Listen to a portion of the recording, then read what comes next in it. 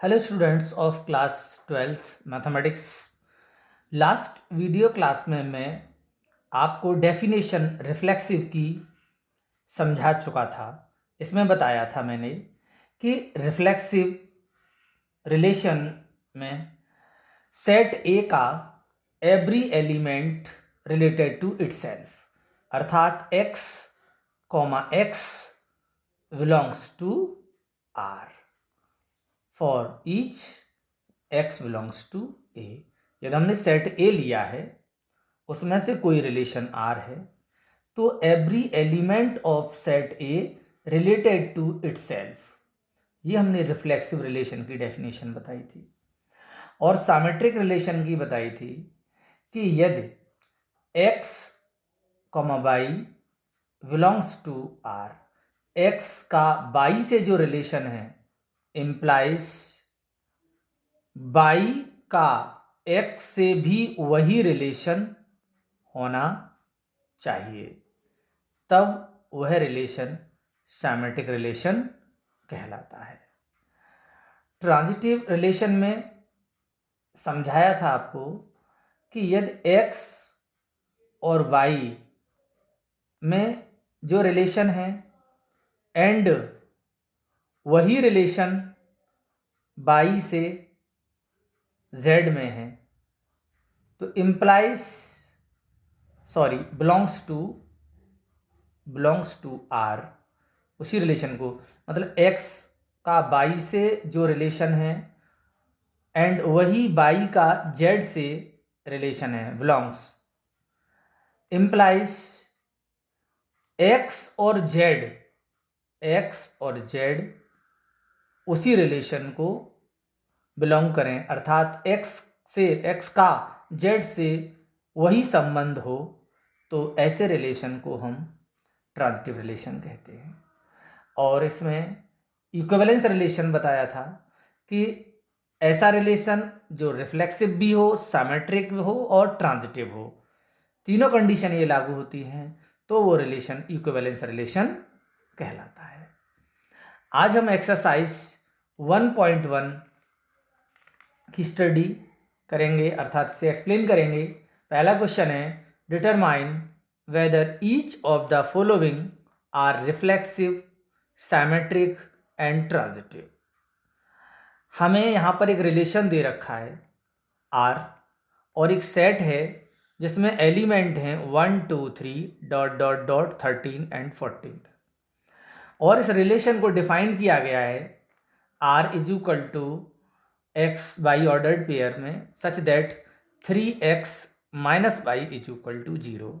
इस रिलेशन को हम लिख सकते हैं 3x minus y is equal to 0, y is equal to 3x भी लिख सकते हैं।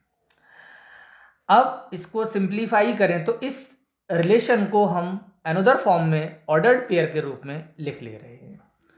तो जब हम x की वैल्यू सेट ए से 1 लेंगे तो 1 यहां पर इस रिलेशन में रखेंगे, तो 1 रखेंगे x की वैल्यू, इस रिलेशन को मैंने इस तरह से लिखा है, x की वैल्यू 1 रखेंगे तो y is equal to 3 into 1 मतलब 3 प्राप्त, मतलब x की वैल्यू 1 रखने पर ऑर्डर्ड पेयर y की वैल्यू 3 प्राप्त हो रही है, तो मैंने एक ऑर्डर्ड पेयर 1 3 लिख दिया है। ऐसे ही इसी रिलेशन में x की वैल्यू 2 रखेंगे तो 2 3 जा 6, y की वैल्यू 6 मिलेगी। x की वैल्यू हम फिर 3 लेंगे तो y की वैल्यू 9 मिलेगी। x की वैल्यू हम इस सेट ए से 4 लेंगे तो y की वैल्यू 4 3 जा 12 मिलेगी। तो इस तरह से ये ऑर्डर्ड पेयर आपको प्राप्त होंगे। x की वैल्यू 5 हम ले नहीं सकते, क्योंकि हम 5 लेंगे तो यहाँ 5 3 जा 15 हो जाएगा, तो y की वैल्यू 15 हो जाएगी, और हमारे पास सेट ए में एलिमेंट जो हैं वो 14 तक हैं, तो 15 जो है y की वैल्यू वो सेट ए को बिलोंग नहीं करेगी, इसलिए हम x की वैल्यू इसमें 5 नहीं ले सकते। और इस तरह से हमने इस रिलेशन को इस फॉर्म में लिख लिया है। अब हम देखेंगे कि ये जो रिलेशन है वो रिफ्लेक्सिव है या नहीं है, क्योंकि डेफिनेशन है रिफ्लेक्सिव की कि every element of set A related to itself. तो इसमें 1,1 टू 1,1 1 से 1 रिलेटेड होना चाहिए, 2 से 2 रिलेटेड होना चाहिए, क्योंकि 1 2 3 4 सेट ए में एलिमेंट हैं, 13 14 है। तो ये every element of set A related to itself.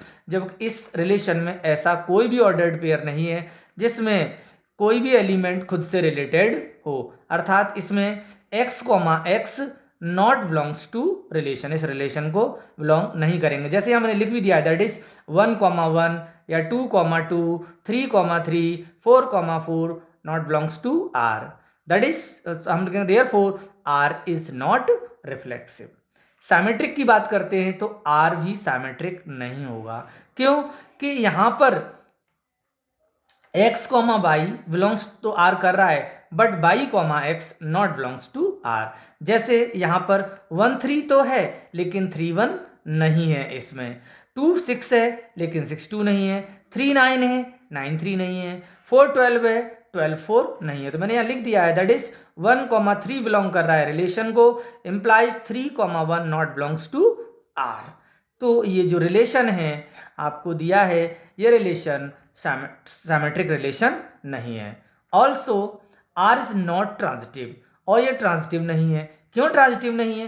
क्योंकि 1 और 3 बिलोंग कर रहा है इस रिलेशन को, और फिर इसके बाद कंटिन्यू 3 to 9 बिलोंग कर रहा है इस रिलेशन को।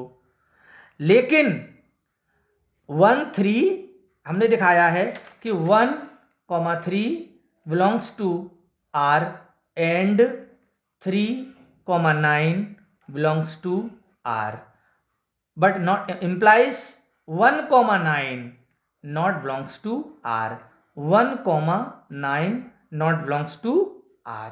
जैसे हम लिखते हैं x, y belongs to R and y, z belongs to R, implies x, z यहां पर नॉट बिलोंग्स टू आर।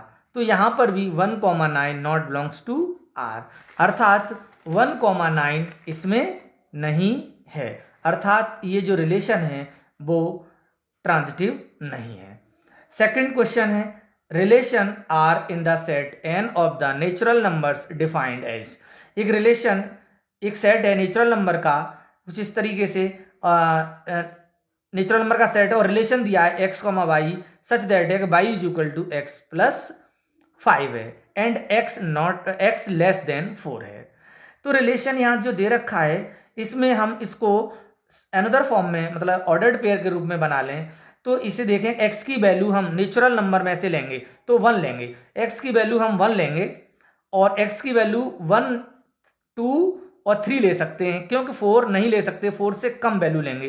तो x की वैल्यू 1 लेंगे तो y की वैल्यू यहाँ पर 6 प्राप्त होगी आपको। x की वैल्यू 2 लेंगे तो 2 और 5 7, तो y की वैल्यू 7 मिलेगी। और x की वैल्यू 3 लेंगे तो y की वैल्यू 8 मिलेगी। x की वैल्यू 4 ले नहीं सकते क्योंकि इसमें फंक्शन इस तरीके से जो रिलेशन है, रिलेशन डिफाइन नहीं है।